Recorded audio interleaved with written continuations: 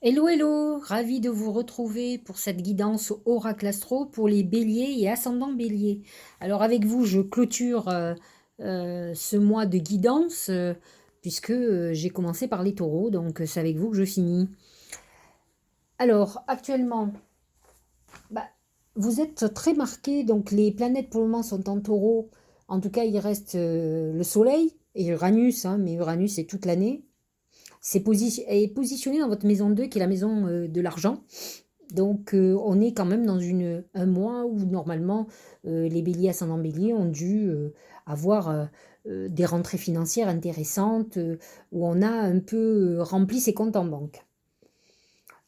Les planètes en gémeaux sont positionnées dans votre maison 3, qui est la maison des petits déplacements, de la communication, des écrits, du commerce. C'est Mercure qui dirige cette maison et le Gémeaux, donc, et le nœud de la destinée qui est quand même en harmonie avec le Bélier. Donc, on va avoir un mois à partir du moment où les planètes vont se regrouper en Gémeaux, marqué par ce côté, cette maison 3 qui est très activée. Donc, par exemple, Vénus qui va être dans votre maison 3 pourrait faire que vous aurez beaucoup plus de facilité à discuter, à flirter, à trouver l'âme sœur. Vous pouvez être marqué par les réseaux sociaux ou autres, hein. On a besoin d'échanger et de communiquer. En tout cas, vous serez très loquace, ça c'est sûr, ce mois-ci, puisque Mercure est rentré en Gémeaux le 4 et Vénus le 9 hier. Donc, effectivement, on est dans cette configuration. Et lorsque le Soleil va venir dans le Gémeaux, effectivement, vous avez un mois plutôt sympa où vous allez être invité, vous aurez envie de sortir, vous aurez envie de, voilà, de vous éclater et ça va être un moyen pour vous peut-être de faire des rencontres, qu'elles soient professionnelles ou personnelles. On est beaucoup dans l'échange, dans la communication, dans le réseautage, donc on est dans quelque chose de plutôt sympa. Mars est positionné dans votre maison 4 en cancer, donc il touche quand même le côté familial où il peut y avoir quelques tracas, quelques soucis qui peuvent être là. Pluton dans votre maison 10, c'est la maison de la carrière professionnelle. Pluton amène une transformation profonde de vos ambitions, de vos envies professionnelles. Donc il n'est pas improbable que vous ayez la fin d'une société, d'un commerce, d'un emploi tout simplement, et même la volonté peut-être de repartir sur une formation, sur quelque chose de nouveau. Saturne en Verseau est dans votre maison 11, c'est peut-être une remise en question de votre environnement amical. Voilà, c'est vrai qu'avec le confinement, on a été limité, mais c'est peut-être une manière d'épuration qui a pu se faire. Enfin, Neptune et Jupiter, qui va être à partir du 14 dans le signe du Poisson, est positionné quand même dans votre maison 12. Donc, ce Neptune en Poisson, il amène quand même des épreuves, alors médicales, psychologiques, avec des drogues, avec des addictions, avec l'alcool, les trahisons. Il faut faire attention, c'est un peu complexe. Bon, c'est pendant encore quelques années, hein, donc on peut avoir eu un passage difficile et pour ceux qui n'ont pas encore vécu ça, malheureusement pour eux, c'est le dernier des camps, hein, d'ailleurs. Ils sont dans cette phase où tout peut arriver et effectivement pas de bien très agréable. Alors au niveau des oracles, c'est le chien. Le chien, c'est un peu cette maison 3, les amis, ou la maison 11 avec Saturne. Donc c'est l'amitié, c'est le familial aussi, les gens proches, qui peut être remis en question. Alors autant je pense qu'il y a des liens amicaux et fraternels qui vont se consolider, autant il va y avoir d'autres qui vont se casser, se briser. On est dans une restructuration de son environnement amical et même professionnel, mais sur des gens sur qui on pouvait compter, comme des appuis. Donc, c'est une période où vous allez avoir besoin d'être entouré, de sortir, de rencontrer du monde. Peut-être, il y a peut-être un besoin d'authenticité peut-être encore plus important, alors que bon, les béliers sont assez entiers. Euh, bon, je ne dis pas que tout un chacun peut faire quelque chose plutôt par intérêt, mais les béliers ils sont sans demi-mesure, c'est pas le style à pas vous dire en face ce qu'ils pensent de vous. Donc c'est pas trop des gens à double face. Alors, voyons les autres. Alors, ben, les mains. On est encore dans le côté fraternel. Alors, Au niveau professionnel et financier, les mains représentent l'association, le contrat qui se signe, c'est-à-dire qu'on fait un entretien professionnel, ça fonctionne, symboliquement les mains apparaissent, on a le job. C'est aussi le piston et le chien amène ce côté, une aide. Peut-être allez-vous avoir un nouveau job, une croissance de votre activité grâce à l'aide de certaines personnes, par relationnel, par des gens qui vont vous appuyer, qui vont vous aider positivement.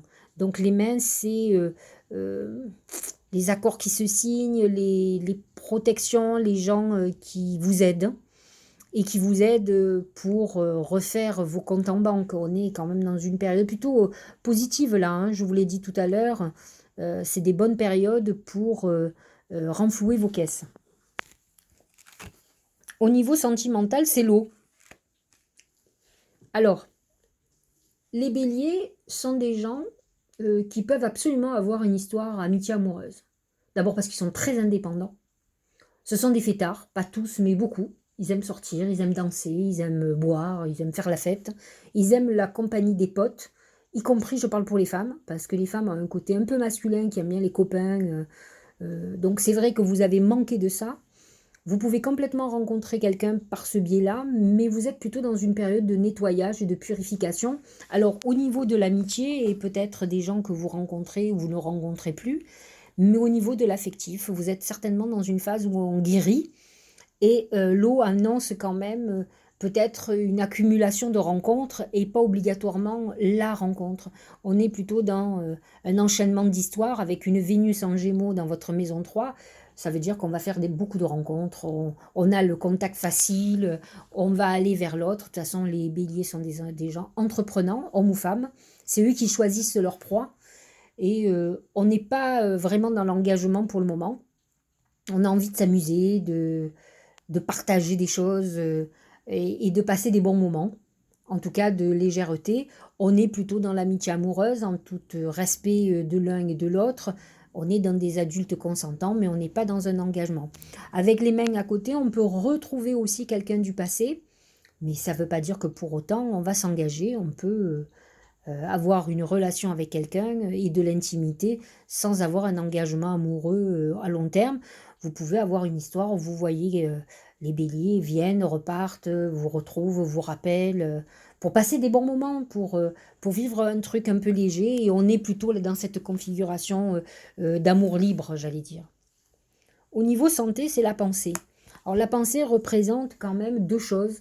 Elle représente alors tout ce qui se passe dans votre mental, c'est la mentalisation, c'est tout ce qui est psychologique. Donc on est quand même peut-être dans une période où ça a été pas facile psychologiquement. Les béliers sont marqués par Mars, donc ils ont des hauts et des bas d'énergie, donc avec des moments presque euphoriques. C'est un peu bipolaire presque, vous voyez, où ils sont en forme et puis d'un coup il y a ce baisse d'énergie qui retombe et eux avec. Donc c'est vrai que psychologiquement, ils peuvent être sujets aux dépressions. Alors, c'est des dépressions qui sont maîtrisées. J'ai rarement vu des béliers en dépression totale, à plus rien faire, parce qu'ils sont tellement énergiques que c'est pas possible pour eux d'être dans l'inactivité totale.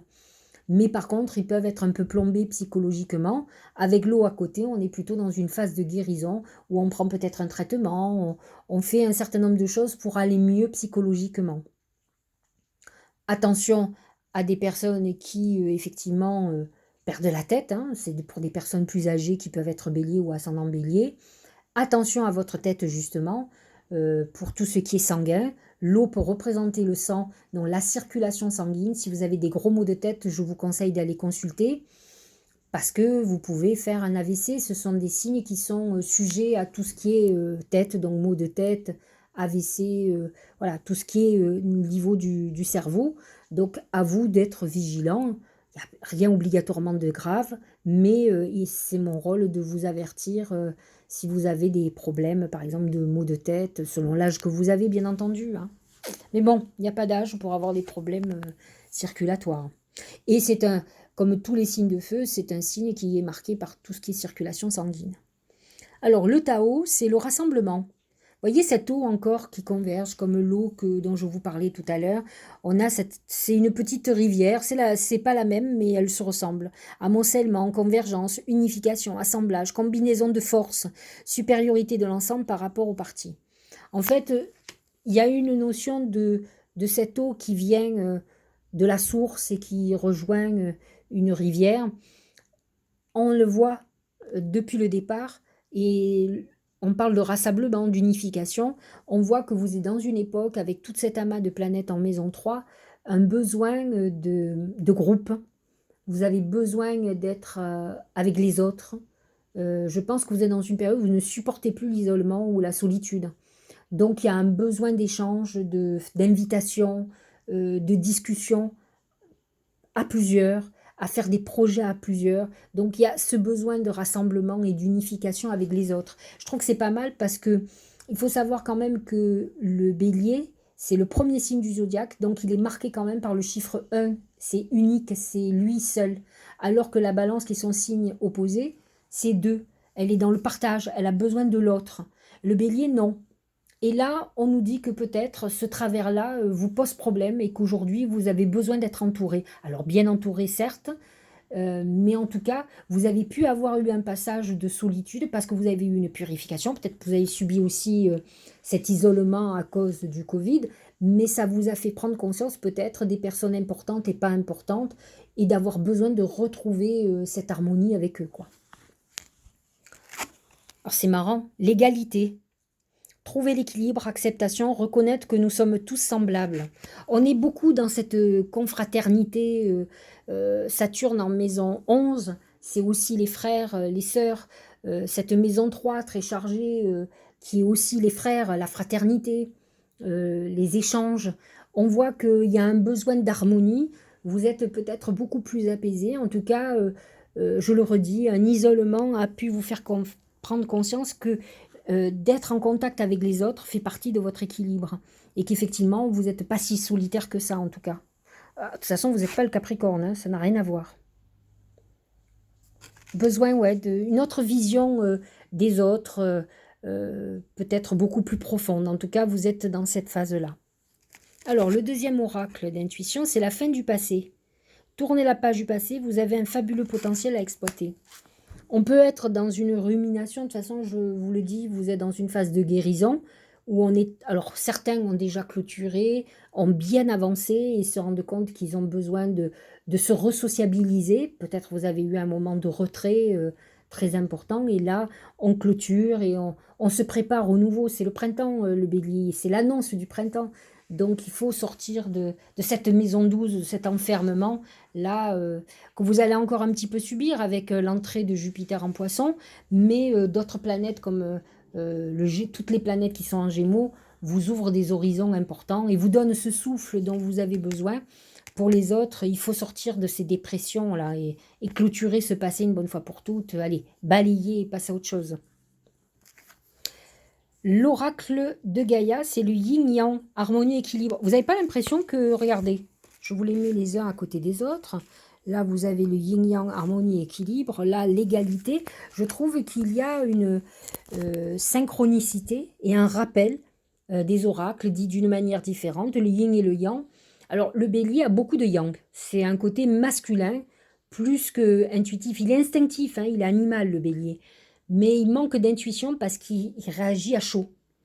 Et là, on vous demande de trouver ce juste équilibre. Et à partir du moment où effectivement vous trouvez ce juste équilibre, qui est un peu la balance, elle, amène cette harmonie, puisqu'elle a besoin, elle cherche l'équilibre, je pense que si vous vous féminisez un petit peu, parce qu'il y a un côté très masculin chez le bélier, qu'il soit homme ou femme, hein, il manque de cette intuition, de cette émotion vis-à-vis des autres, même s'il est très émotionnel.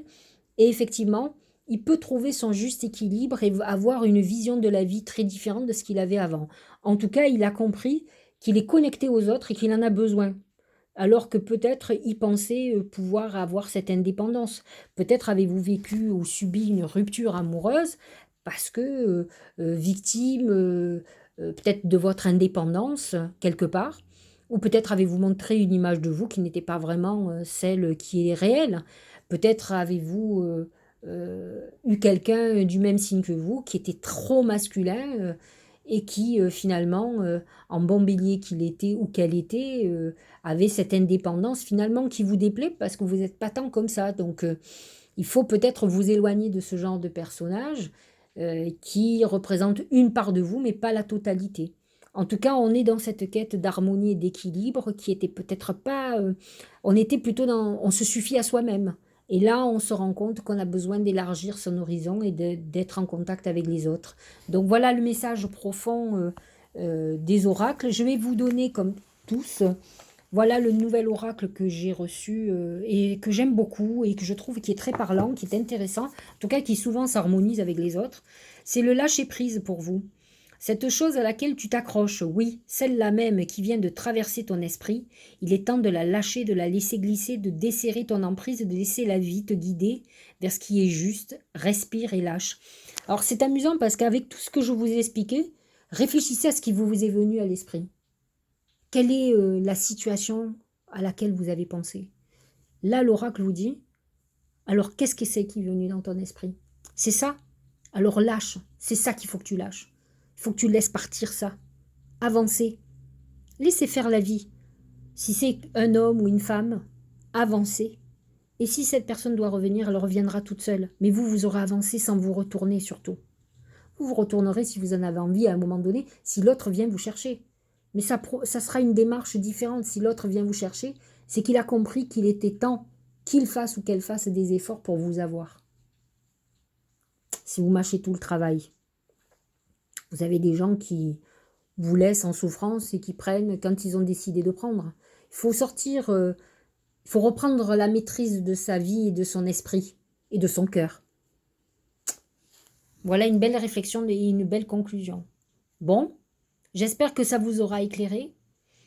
Alors, je vous dis à demain pour les messages de l'univers en vidéo. Autrement, je vous dis à la fin du mois pour parler du mois de juin. Je vais essayer d'être en avance, ce qui ne serait pas du luxe, et de tout mettre avant le 30. Parce que de toute façon, après, je pars en voyage normalement, pratiquement tout le mois de juin, à droite à gauche. Vous verrez, je vous tiendrai au courant de mes périples. Donc, je vais être beaucoup moins disponible parce que je vais avoir beaucoup de boulot. Je ne sais pas comment je vais gérer les vidéos, pour être très honnête avec vous. Mais en tout cas, je vous dis à la fin du mois, ça c'est sûr. Et à demain aussi.